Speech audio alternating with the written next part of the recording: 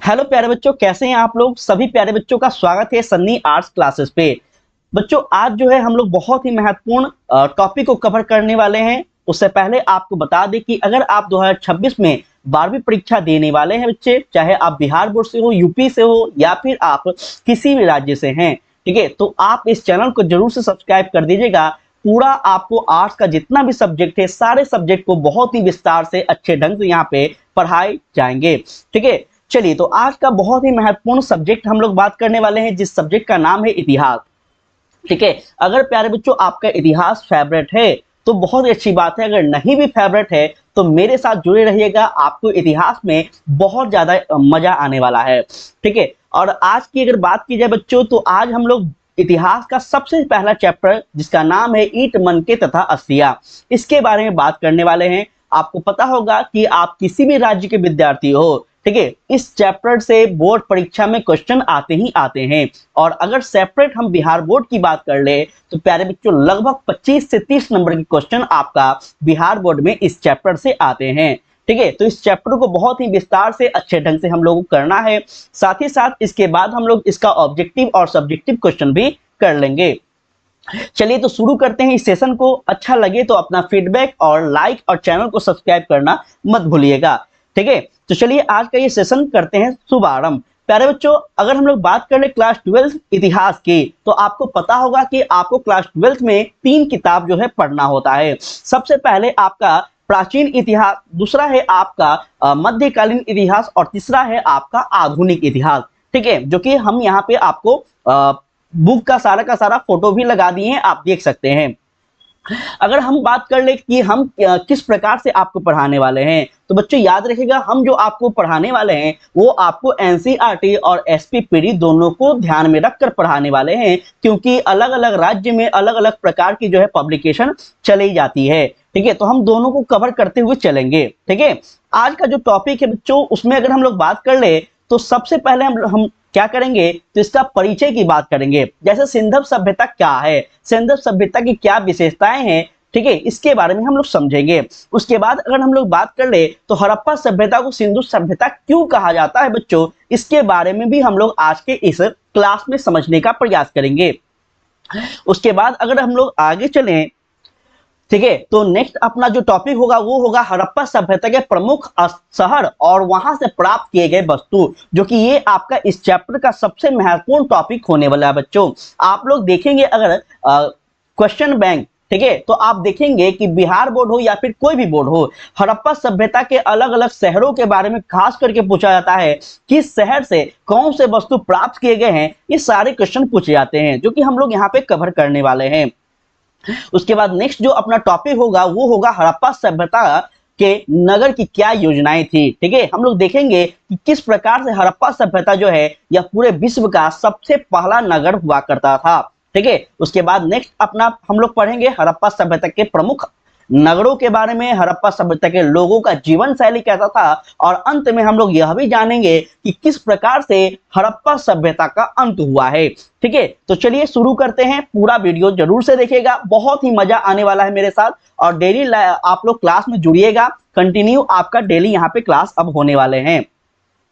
सबसे पहले प्यारे बच्चों थोड़ा सा हम लोग यहाँ पे इंट्रोडक्शन की बात करेंगे। अगर आप इतिहास पढ़ने आए हैं और इतिहास के बारे में आपको जानकारी नहीं हो तो फिर मजा नहीं आएगा, ठीक है। तो सबसे पहले अगर बात की जाए बच्चा, तो इतिहास कहते किसे हैं ये आपको जानना चाहिए। सबसे पहले अगर बात की जाए तो इतिहास किसे कहते हैं और इतिहास के जो जनक हैं यह कौन है, तो याद रखिएगा हेरोडोटस। प्यारे बच्चों हेरोडोटस जो है यह एक आपका ग्रीक लेखक थे, जिन्होंने इतिहास जो है इसका अध्ययन किया, इस क्षेत्र में अध्ययन किया और इसका आविष्कार किया, ठीक है। इसे इन्हीं को हम लोग आज इतिहास के रूप में क्या कहते हैं, इनको जाना जाता है, इनको इतिहास के पिता के रूप में जानते हैं, ठीक है। इन्होंने इतिहास के पिता के रूप में इन्हें जाना जाता है, जो कि बहुत ही महत्वपूर्ण है। यहाँ पे आपका ऑब्जेक्टिव बनता है, तो आप लोग याद रखेगा।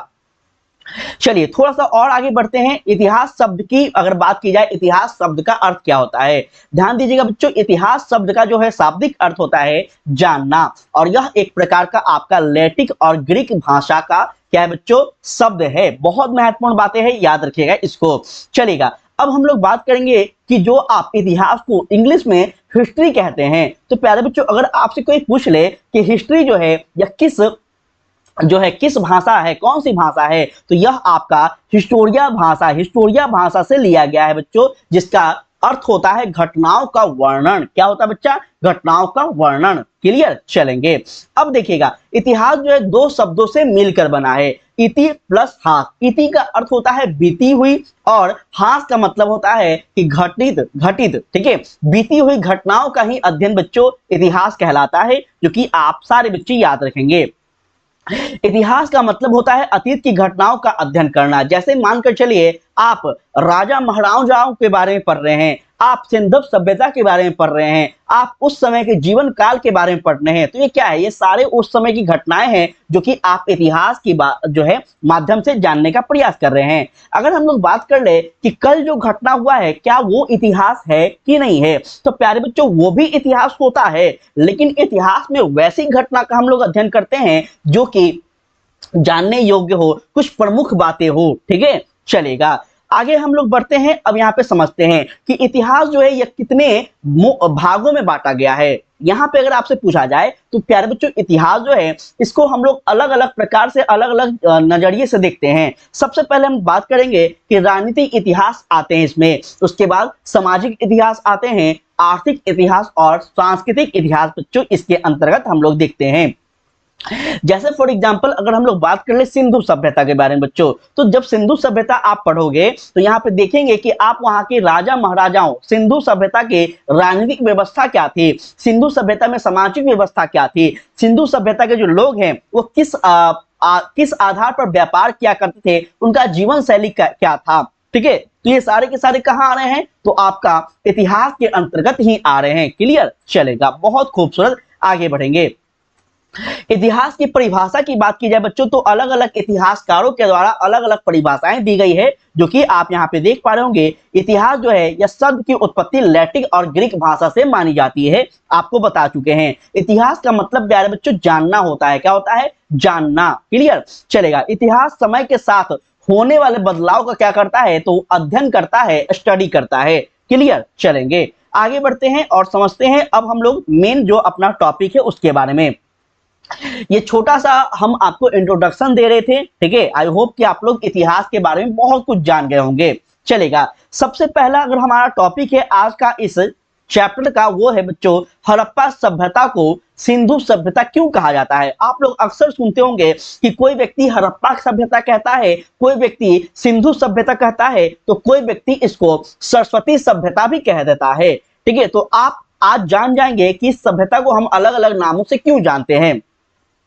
देखिएगा, हड़प्पा सभ्यता का विकास प्यारे बच्चों सिंधु नदी व उसकी सहायक नदियों के आसपास के क्षेत्रों में हुआ है, इसलिए इसे हम क्या कहते हैं? तो सिंधु घाटी सभ्यता के नाम से पुकारते हैं बच्चों। ठीक है, इस सभ्यता की खुदाई जो है सबसे पहले वर्तमान जो आज के समय में पाकिस्तान क्षेत्र है, इस पाकिस्तान में जो हड़प्पा नामक स्थल है यहाँ पे ही हुआ था, याद रखिएगा। जैसे फॉर एग्जाम्पल हम आपको यहाँ मैप के माध्यम से समझाने का कोशिश करें तो थोड़ा सा दिखेगा। फॉर एग्जाम्पल ये प्यारे बच्चों आपका भारत है। ठीक है, तो इस क्षेत्र में जब आप जाओगे तो यहाँ पे आपका यह क्या पड़ता है? हड़प्पा सभ्यता पड़ता है। ठीक है, जो कि आज वर्तमान में ये स्थल कहाँ चला गया है? तो कहेंगे सर जी यह आपका पाकिस्तान में चला गया है। क्लियर? इस प्रकार से आप याद रखेगा। चलेगा, अब आगे बच्चों बढ़ते हैं और देखते हैं अपना टॉपिक नंबर 2, हड़प्पा सभ्यता की खोज, मुहर, इतिहास और प्रमुख स्थल जो है उसको समझने का प्रयास करेंगे। देखिएगा, सबसे पहले हड़प्पा सभ्यता जो है प्यारे बच्चों, यह जिस सभ्यता में अब तक के मिले शहर तथा वहां के ढांचे की विशेषताओं को क्या करते हैं? आश्चर्यचकित किया गया है। जैसे अगर हम लोग बात कर लें कि हड़प्पा सभ्यता के, आप देखेंगे ना, जब आप अपने किताब में देखेंगे कि हड़प्पा सभ्यता की जो है बहुत सारे ऐसे मोहरे हैं, वहां के अलग अलग प्रकार की लिपियां हैं जो कि आज तक इतिहासकारों के द्वारा पढ़ा नहीं गया है। ठीक है, आश्चर्यचकित करने वाला जो है वहां की चीजें है। पिछले कुछ समय में कुछ विशेषज्ञों ने भी यह अनुमान लगाया है कि हड़प्पा सभ्यता जो है यह आपका मेसोपोटामिया सभ्यता से भी पुरानी थी। अब आप सोच रहे होंगे कि सर मेसोपोटामिया की सभ्यता क्या है? देखिएगा बच्चों, जब हमारे भारत में हड़प्पा सभ्यता का विकास हो रहा था उसी समय दूसरे देशों में, जैसे हम बात कर ले आपका मध्य एशिया के क्षेत्रों में अफगानिस्तान, इधर आपका हो गया चाइना। ठीक है, तो इस क्षेत्रों में भी अलग अलग जो है सभ्यताओं का विकास हो रहा था। ठीक है, जो कि हम लोग मेसोपोटामिया की सभ्यता को देखेंगे आगे चलकर, मिस्र की सभ्यता को देखेंगे, चीन की सभ्यता को देखने वाले हैं आगे। क्लियर, अभी बस समझते चलिएगा। ठीक है, तो ये आप लोग समझ गए। उसके बाद हम लोग आगे बढ़ते हैं। देखिएगा, इस ब्लॉग में आप सभ्यता जो है, हड़प्पा सभ्यता इतिहास क्या है, हड़प्पा सभ्यता की खोज किसने की, और हड़प्पा सभ्यता के प्रमुख स्थल, ये सारी चीजों के बारे में हम लोग जानने वाले हैं। अब चलिए सबसे पहले हम लोग जानते हैं हड़प्पा सभ्यता की खोज के बारे में। क्लियर, हड़प्पा सभ्यता की खोज जो है यह कब हुआ, किसके द्वारा किया गया है, जो कि आपके बोर्ड परीक्षा में डायरेक्ट क्वेश्चन बनते हैं, ध्यान दीजिएगा।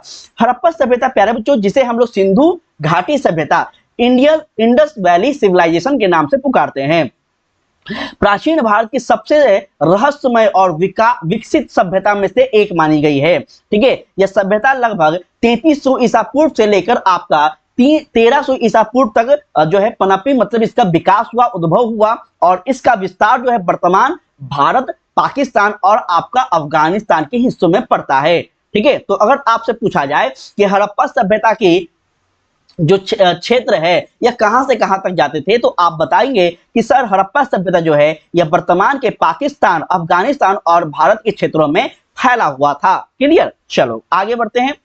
अब देखिएगा, कहता है कि नेक्स्ट आपका जो टॉपिक है वह है खोज में शामिल प्रमुख व्यक्ति।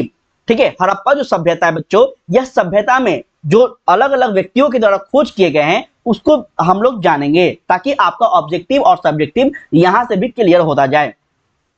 देखिएगा,